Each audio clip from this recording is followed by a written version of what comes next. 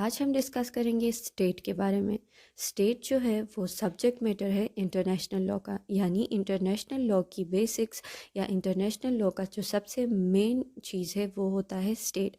اب اسٹیٹ کی ڈیفینیشن کو اگر ہم دیکھیں تو یہ ہمیں انٹرنیشنل لاء میں کہیں بھی نہیں ملتی، لیکن مونٹی ویڈیو کنونشن 1933 میں کچھ کوالیفیکیشن دی گئی تھی، اور اگر کوئی اس 4 کوالیفیکیشن کو پورا کرتا ہے تو اس کو اسٹیٹ کنسیڈر کیا جاتا ہے۔ مونٹی ویڈیو 1933 کنونشن میں کے آرٹیکل 1 میں یہ کہا گیا تھا کہ اگر کوئی اسٹیٹ یا generally the state as a person of international law should possess the following qualification, اور وہ کوالیفیکیشن کیا تھی تو وہ تھا گورنمنٹ، ٹیریٹری، پاپولیشن اور سوورینٹی۔ آگے ان کو فردر اس کنونشن میں تو ڈیفائن نہیں کیا گیا ہے، لیکن یہ جو ہیں یہ ہمیں ڈفرینٹ پولیٹیکل تھیورسٹ یا ڈفرینٹ جو انٹرنیشنل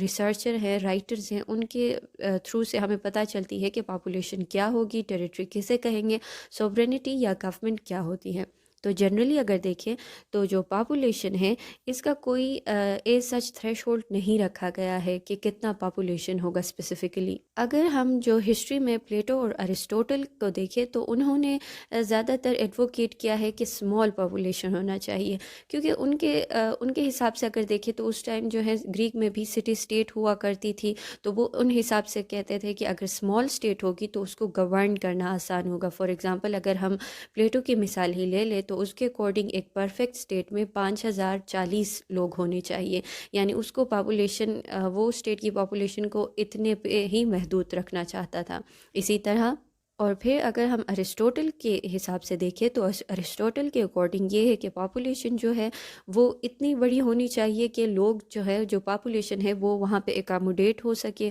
اور جو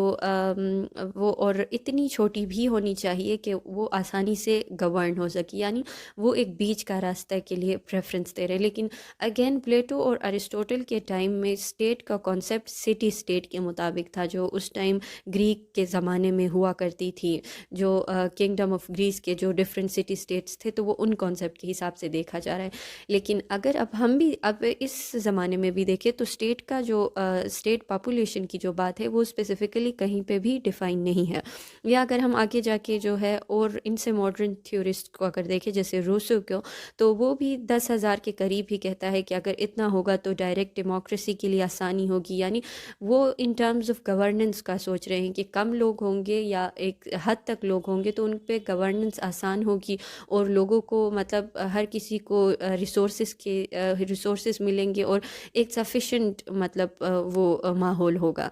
لیکن اگر ہم ماڈرن ٹائمز میں دیکھیں تو ہمارے پاس اسٹیٹس کی کوئی اسپیسیفک پاپولیشن نہیں ہے، کیونکہ ہمارے پاس بہت زیادہ لارج پاپولیشن کے اسٹیٹس بھی ہیں، جس طرح ہمارے پاس ہے رشیا اور چائنا کو اگر ہم دیکھیں۔ اسی طریقے سے ہمارے پاس اسمال اسٹیٹس بھی ہیں، جس طرح ہم دیکھیں ویٹیکن سٹی کو دیکھ سکتے ہیں، موناکو اور سین ماریو، تو ان میں جو ہے بہت کم پاپولیشن ہے ایز کمپیئر ٹو چائنا اور انڈیا یا رشیا۔ تو یہ اسپیسیفکلی کسی اسٹیٹ کی کوالیفیکیشن یا اسٹیٹ کی جو ہے اس کی کوالٹی پہ کوئی بھی فرق نہیں لائے گا کہ ایک اسٹیٹ کی پاپولیشن کم ہے تو یہ زیادہ اسٹیٹ ہوگی، یا ایک اسٹیٹ کی پاپولیشن زیادہ ہے تو کم اسٹیٹ ہوگی، یعنی اس سے کوئی فرق نہیں پڑے گا اسٹیٹ کی کوالیفیکیشن کے۔ بس اگر پاپولیشن ہے تو وہ ایک جو مونٹی ویڈیو کنونشن میں ایک جو کوالیفیکیشن کا اسٹینڈرڈ رکھ دیا گیا تھا تو وہ پورا ہوگا۔ بس یہ اتنا ہی ہوگا کہ اگر لارج اسٹیٹ ہوگی تو اس کے پاس مین پاور زیادہ ہوگی، ملٹری اور ڈیفنس ان کے پاس زیادہ ہوگی۔ لیکن اس کے برعکس اگر ہم یہ بھی اس میں یہ پوائنٹ بھی اٹھایا جا سکتا ہے کہ اگر لارج پاپولیشن ہوگی تو ریسورسز بھی تو کم ہوں گی، تو اس وجہ سے اوور پاپولیشن کا خطرہ بھی ہو سکتا ہے۔ تو ایز سچ زیادہ پاپولیشن ہونا یا کم پاپولیشن ہونا کوئی بھی معنی نہیں رکھتا۔ جو سیکنڈ کیٹیگری ہے کوالیفیکیشن کی وہ آتی ہے ٹیریٹری۔ اب ٹیریٹری بھی جو ہے تو اس کو اگر ہم دیکھیں تو اسٹیٹ ٹیریٹری جو ہے وہ صرف ہم لینڈ کو نہیں کہیں گے، ٹیریٹری میں انکلوڈ ہوگا سمندر اور ایئر اسپیس ابو دا لینڈ، یعنی اس میں سمندر، اس میں زمین اور اس میں جو ہوا کی جو ایئر اسپیس ہے تو وہ بھی انکلوڈ ہے۔ اگین جو ٹیریٹری ہے اس کو بھی ایز سچ نہیں ڈیفائن کیا گیا ہے کہ اتنی زیادہ ٹیریٹری ہوگی تبھی ایک اسٹیٹ کی یہ کوالیفیکیشن فل ہوگی. ٹیریٹری چھوٹی بھی ہو سکتی ہے اور اگین ٹیریٹری بڑی بھی ہو سکتی ہے. فار ایگزامپل اگر ہم دیکھیں تو اگین ویٹیکن سٹی ایک بہت ہی چھوٹی سٹی ہے، اس کے کمپیریزن رشیا ایک بہت ہی بڑا اسٹیٹ ہے، تو یہ کمپیریزن بھی اسٹیٹ کی کوالیفیکیشن پہ کوئی فرق نہیں ڈالے گا. لیکن یہ ہاں ہو سکتا ہے کہ اگر ایک چھوٹی اسٹیٹ ایک بڑی اسٹیٹ کے نزدیک ہے تو وہ ضرور اس بڑی اسٹیٹ کی وجہ سے انفلوئنس ہو سکتا ہے. جس طرح ہم دیکھیں چائنا اور تائیوان کا جو انفلوئنس، چائنا ایک بڑا ملک ہے جو تائیوان پہ انفلوئنس کر رہا ہے، تو اس طرح کی انفلوئنس ہو سکتی ہے. ادروائز ایز سچ اس کی لیگیلٹی اسٹیٹ ہونے یا نہ ہونے پر یہ کوئی فرق نہیں ڈالتا. اگر تھرڈ کوالیفیکیشن کی طرف جائیں تو وہ ہے گورنمنٹ. تو ایک اسپیسیفک گروپ آف انڈیویژول ہوں گے جو اس اسٹیٹ کو رن کریں گے، پولیٹیکلی آرگنائزڈ ہوں گے اور وہ اس اسٹیٹ کو رن کرنے کے لیے الیکٹڈ ہوں گے. اب اس گورنمنٹ میں جوڈیشری ہوگی جو لاس کو دیکھے گی کہ وہ جسٹس سرو ہو رہی ہے کہ نہیں. اس کے علاوہ ایگزیکٹو ہوگا جو ایگزیکیوشن کا کام کریں گی کہ جو لاس ہے وہ امپلیمنٹ ہو رہی ہے کہ نہیں ہو رہی. پھر لیجسلیٹو ہوگا جو اس ملک کے لیے لاس بنائیں گی. تو گورنمنٹ کا کام یہ ہوگا، یہ ان تینوں گورنمنٹ جو ہے ان تین حصوں میں ڈیوائڈڈ ہوگی اور کام کرے گی. اور اگر ہم گارنر کے اکارڈنگ بھی دیکھیں تو وہ گورنمنٹ کو ایسے ہی ڈیفائن کرتا ہے کہ the institution that determines common policies and regulate common affairs. تو یہ جو ہیں یہ تین جو پلرز ہوں گی تو یہ مل کے ملک کو آگے چلائیں گی، اس اسٹیٹ کو آگے چلائیں گی. اب یہ ضروری نہیں ہے کہ یہ گورننس جو ہوگی وہ اسپیسیفکلی ڈیموکریسی ہی ہوگی، کیونکہ ہمارے پاس بہت سارے اس زمانے میں بھی ایسے ملک ہیں جو منارکی ڈکٹیٹرشپ پر چل رہی ہیں. تو گورننس جو ہوگی وہ ڈفرینٹ طریقے سے بھی ہو سکتی ہے، تھرو منارکی بھی ہو سکتی ہے، تھرو ڈکٹیٹر، تھرو اولیگارکی، ہر قسم کی ہو سکتی ہے، لیکن گورنمنٹ ہونا ضروری ہے. پھر جو لاسٹ کوالیفیکیشن ہمارے پاس آتی ہے سوورینٹی کی، اور سوورینٹی ہی وہ فیچر ہے جو اسٹیٹ کو تمام ادر انسٹیٹیوشن سے بالاتر کرتی ہے، اس کو ڈفرینشیٹ کرتی ہے. یہ ایک ایسا فیچر ہے جو اسٹیٹ کو اسٹیٹ بناتی ہے. اب جو ہے یہ اگر ہم جنرلی دیکھیں کہ سوورینٹی کسے کہتے ہیں تو یہ الٹیمیٹ پاور ہے اسٹیٹ کا کہ وہ اپنے ڈیسیجن خود کرتی ہے وہ اسٹیٹ، اور یہی پاور ہے جو اس کو سیٹ اپارٹ کرتی ہے دوسرے تمام انسٹیٹیوشن سے. اب جو سوورینٹی ہے وہ ایکسٹرنل اور انٹرنل دونوں ہوتی ہے. انٹرنلی اگر ہم دیکھیں تو اسٹیٹ جو ہے ایبسولوٹ کنٹرول ہے اپنے سبجیکٹ کے اوپر، اور تمام جتنے بھی آرگنائزیشن، جتنے بھی لوگ اس ڈیفینیٹ ٹیریٹری کے اندر رہ رہے ہیں، تو اسٹیٹ کے پاس یہ پاور ہے کہ وہ ان کو کمپیل کرے ان لاز اور ان کمانڈس کو اوبے کرنے کا جو اس کے گورنمنٹ کے تھرو بنائے گئے ہیں. اور اسی طرح اگر ایکسٹرنلی دیکھیں تو یہ اسٹیٹ کے پاس پاور ہے کہ وہ independently without the control of any foreign power وہ اپنے ڈیسیجن خود لیں. اگر ہم اس میں جنرلی دیکھیں تو انڈیا کا اگزامپل ہی ہم لے لیں تو انڈیا جو ہے بیفور انڈیپینڈنس اگر ہم دیکھیں جب برٹش انڈیا پر حکومت کر رہی تھی تو اس وقت انڈیا کے پاس گورنمنٹ بھی تھی، انڈیا کے پاس ڈیفینیٹ ٹیریٹری بھی تھا اور پاپولیشن بھی تھی، لیکن ایک چیز مسنگ تھی اور وہ تھی سوورینٹی. کیونکہ انڈیا کے لوگ خود کسی چیز کو اسپیسیفکلی جو ہے وہ اپنی ڈیسیجنس نہیں لے پا رہے تھے، وہ ایکسٹرنل جو برٹش پارلیمنٹ تھا اس سے وہ ڈکٹیٹ ہو رہے تھے کہ یہ کام کرنا ہے یہ کام نہیں کرنا ہے. تو اسی طرح اگر یہ ایلیمنٹ مس ہوا تو یہ بھی ہم کہیں گے کہ وہ اسٹیٹ کنسیڈر نہیں ہوگا. پھر یہاں پہ ایک امپورٹنٹ بات آتی ہے،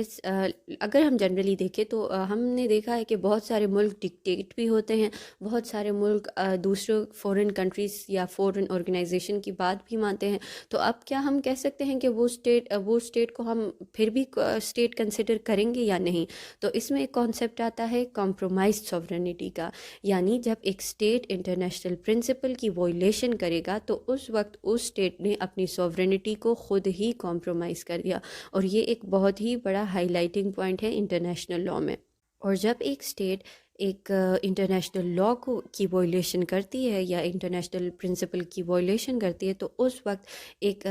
جو ہے وہ خود اپنی سوورینٹی تو کمپرومائز کر لیتی ہے، لیکن اس کے نتیجے میں پھر انٹرونشن بائی ادر اسٹیٹس ہوتی ہے. اب یہ انٹرونشن جو ہے یہ ہم ڈیٹیل میں نیکسٹ ویڈیو میں ڈسکس کریں گے اسٹیٹس کے ڈیوٹیز اینڈ رائٹس کے ساتھ، لیکن فی الحال کے لیے یہی بات آپ سمجھ لیں کہ جب ایک اسٹیٹ وائلیشن کرتی ہے انٹرنیشنل پرنسپلس کی تو اس وقت اسٹیٹ جو ہے وہ خود دعوت دیتی ہے دوسرے ملکوں کو کہ وہ انٹروین کرے یا ان پہ سینکشن لگائے جائے، اکانومک سینکشنز بھی ہو سکتی ہے، یا آرمز امبارگوز کیے جا سکتے ہیں، ٹریول بینز لگائے جا سکتے ہیں، انٹرنیشنل ٹرائیبیونلز میں ان کو لایا جاتا ہے، یا ڈومیسٹک آئسولیشن کوئی بھی اس کے ساتھ ٹریڈ ویڈ وغیرہ بند کر دیتی ہے، ملٹری انٹرونشنز بھی ہوتی ہیں، جس طرح ہسٹری میں ہم نے دیکھا ہے نیٹو وغیرہ جو ہے وہ انٹروین کر دیتی ہیں، یا جو ہے انٹرنیشنل کوآپریشن ان کے ساتھ کم ہوتی جاتی ہے. کیونکہ انہوں نے خود اپنی سوورنٹی کو کمپرومائز کیا ہوتا ہے by violating an international law principle. اگر ہم اس میں عراق کی ایگزامپل لیں تو وہ بہت ہی زیادہ فٹ ہوتی ہے اس میں. فار ایگزامپل عراق کو اگر ہم دیکھیں تو تھوڑا سا اگر عراق کی ہسٹری میں جائیں تو عراق جو ہے 1988 میں عراق ایران وار ختم ہو جاتی ہے. اس کے بعد عراق کی اکانومی جو ہوتی ہے وہ بہت بری طریقے سے خراب ہو جاتی ہے، کیونکہ انہوں نے جنگ میں بہت ہی بڑھ چڑھ کر اس عراق ایران وار میں حصہ لیا ہوتا ہے. لیکن ان کے پاس صرف ایک ہی بینیفٹ ہوتی ہے، وہ ہوتی ہے کہ اس کے سولجر ابھی بہت ویل ٹرین ہو چکے ہوتے ہیں عراق کے، لیکن ان کی ٹریجری جو ہوتی ہے، ان کا خزانہ جو ہوتا ہے وہ کمپلیٹلی ختم ہو چکا ہوتا ہے، اور عراق پہ بہت بھاری قرضہ ہوتا ہے. 10 ارب کے قریب جو ہے عراق کو کویت کے لیے، کویت کا اس پہ قرضہ ہوتا ہے، اور 25 ارب ڈالرز کے قریب سعودی عربیہ کا ہوتا ہے. اب کویت جو ہے instead of asking for the money back, Kuwait یہ کرتا ہے کہ اس عراق اور کویت کا ایک بارڈر ڈسپیوٹ ہوتا ہے، تو وہ اس کو سیٹل کرنے کے لیے عراق کو ایک آفر دیتا ہے. کویت کہتا ہے کہ ہمیں اپنے پیسے واپس نہیں چاہیے، انسٹیڈ آپ یہ کریں کہ اس بارڈر ڈسپیوٹ کو ختم کرے اور پیس نیگوسیشن ہمارے ساتھ سائن کر لے. لیکن صدام حسین جو ہے وہ اس بات سے انکار ہی کر دیتے ہیں، اور وہ کہتے ہیں کہ کویت جو ہے انفیکٹ عراق کا پارٹ ہے، یعنی وہ عراق جو ہے، صدام حسین جو ہے وہ کویت کی ٹیریٹری کو اپنی ٹیریٹری پہ مرج کرنے کا کلیم کر دیتے ہیں، اور کہتے ہیں کہ یہ زمین بھی ہماری ہی ہے. ایز فار ایز جو پیسے کنسرن ہے یا قرضہ ہے، تو عراق یہ کہتا ہے اور ریلیکٹنٹ ہو جاتا ہے پیسے واپس دینے کے لیے، اور کہتا ہے کہ یہ جنگ جو ہے، جو عراق ایران وار تھی، تو یہ میں نے پورے عرب کے لیے لڑی تھی، یہ اسپیسیفک عراق کی جنگ نہیں تھی. اسی لیے آپ سے جو پیسے ہم نے لیے تھے، دوسرے عرب کنٹریز سے جو ہم نے پیسے لیے تھے، تو وہ ایز اے وار ہم آگے فرنٹ لائن پہ تھے، اور یہ ہماری ضرورت تھی کیونکہ ہم آپ لوگوں کے لیے بھی لڑ رہے تھے، اسی لیے ہمیں یہ پیسے واپس نہیں کرنے ہیں. انسٹیڈ عراق جو تھا وہ ایک طرح سے ریڈی تھا کویت پہ حملہ کر کے وہ زمین پورا عراق میں مرج کرنے کے لیے. اب جو کویت ہے تو وہ سمجھ جاتا ہے کہ عراق جو ہے وہ سدھرنے والا نہیں ہے، تو کویت UAE کی مدد سے بہت زیادہ ایبنڈنس میں آئل انٹرنیشنل مارکیٹ میں سیل کرنے لگتا ہے کم پرائسز میں. اب جب یہ بہت زیادہ تیل انٹرنیشنل مارکیٹ میں ایک دم سے آ جاتی ہے تو تیل کی قیمتیں بہت زیادہ کم ہو جاتی ہے، جس کی وجہ سے اگین عراق کی اکانومی کو اور بھی زیادہ نقصان ہوتا ہے. اب جو ہے تو عراق کی اکانومی بری طریقے سے ختم ہوتی جا رہی ہے، تو صدام حسین یہ پلان کر دیتے ہیں کہ ابھی جو ہے وہ جو فورسز تھی، جو جتنے بھی اس کے فوجی تھے جو عراق ایران وار میں لڑے تھے، تو وہ ان کو ساروں کو ڈپلوائے کر دیتا ہے بارڈرز میں، اور پورا ایک فل فلیج وار جو ہے وہ کویت پر کرنے کی تیاری کر دیتا ہے. سلولی اینڈ گریجولی وہ انٹر ہو جاتا ہے کویتی سرزمین پہ، اور ود ان 2 days عراقی گورنمنٹ جو ہوتی ہے وہ پوری کویت پہ قبضہ کر لیتی ہے، اور کویتی امیر جو ہے وہ وہاں سے بھاگ کر سعودی عربیہ پناہ لینے کے لیے جاتی ہے. اب امریکہ کا کیا کنسرن ہوتا ہے اس پورے سیناریو میں؟ تو جارج بش جو تھے، تو اس کی پوری دولت جو تھی وہ آئل کے ذریعے چل رہی تھی، یعنی آئل کے اوپر انحصار تھی، اور امریکہ کو بھی آئل ہی چاہیے تھا. اور اب جب صدام حسین پوری آئل پہ قبضہ کرنے والا تھا، کیونکہ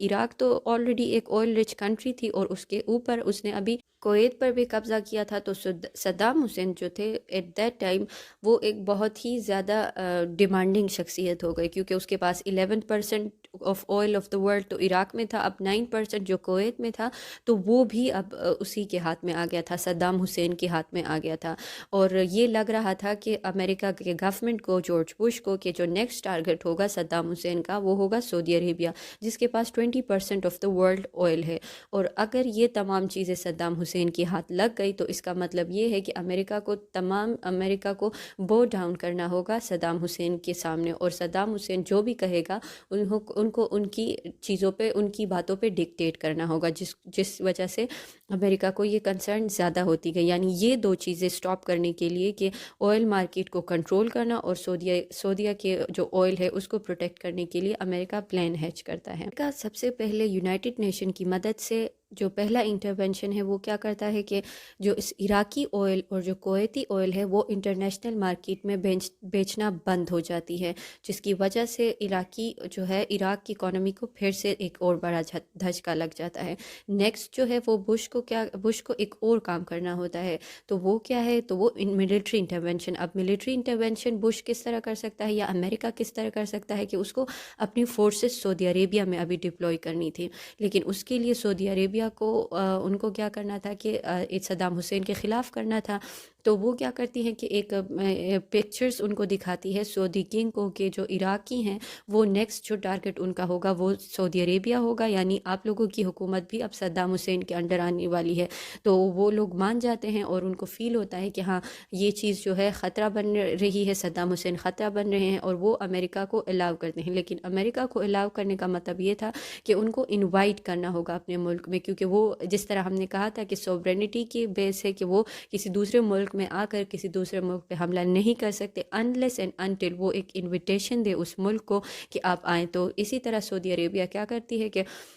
امریکہ کو ایک انویٹیشن دیتی ہے کہ آپ ہمارے ملک میں آئیں، ہمارے لینڈ کو یوز کریں اور عراقی فورسز کے ساتھ آپ لڑیں۔ اب جو ہے صدام حسین کے لیے یہ چیز مشکل بنتی جاتی ہے، اور اسی وجہ سے صدام حسین جو ہے وہ ان کے اگینسٹ ایران سے ہاتھ ملاتا ہے، کیونکہ وہ ایران سے اب جنگ مولنا نہیں برداشت کر سکتا تھا، تو وہ اس سے ہاتھ ملا لیتا ہے اور وہ امریکہ کے اگینسٹ جنگ کی تیاری کرتا ہے۔ لیکن جو دوسرا سائٹ ہے وہ کافی اسٹرانگ ہو چکا ہوتا ہے، جو الائٹ کلیکشن ہے، آلموسٹ 39 کنٹریز کے فورسز جو ہے وہ سعودی عربیہ میں ڈپلوئی ہوتے ہیں، جس میں افغانستان بھی ہوتا ہے،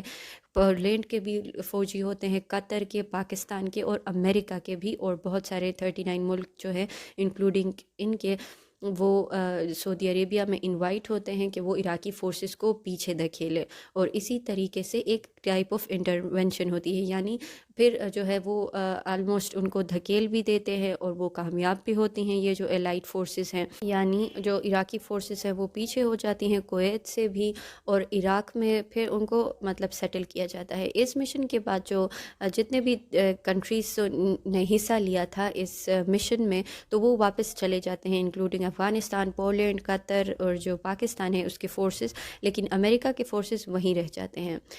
اور پھر یہ آگے ایک اور قصے کے ساتھ لنک ہو جاتا ہے، جب صدام حسین پہ ریڈ ایک اور کیا جاتا ہے کہ اس نے کیمیکل ویپنز، جو بینڈ کیمیکل ویپنز ہے وہ بنایا جا رہا ہے۔ لیکن اس پورے قصے کو اگر ہم دیکھیں تو عراق نے اپنی سوورینٹی کو خود کمپرومائز کیا، جس کی وجہ سے ادھر انٹرونشن ہوئی، ایکسٹرنل انٹرونشن ہوئی، اور اس پہ ڈکٹیشن ہوتی گئی۔ تو اس طرح کی جو انسیڈنٹ ہے، اس میں یہی کہا جاتا ہے کہ جب کوئی کنٹری انٹرنیشنل لاء کی وائلیشن کرے گی تو اس کی جو سوورینٹی وہ ہوگی وہ کمپرومائز ہوگی، اور دوسرے جو اسٹیٹ ایکٹرز ہیں وہ انٹروین کریں گے اور سچویشن کو انڈر کنٹرول لائیں گے، تاکہ دنیا کی پیس یا گلوبل پیس مینٹین ہو سکے۔ اس کے بارے میں، اس انٹرونشن کے بارے میں ہم نیکسٹ جو رائٹس اینڈ ڈیوٹیز ہیں اس میں اور بھی ڈیٹیل میں اس کو ڈسکس کریں گے، اس کے ڈفرینٹ ٹائپس اور ڈفرینٹ ایگزامپلس کے ساتھ۔ Thank you.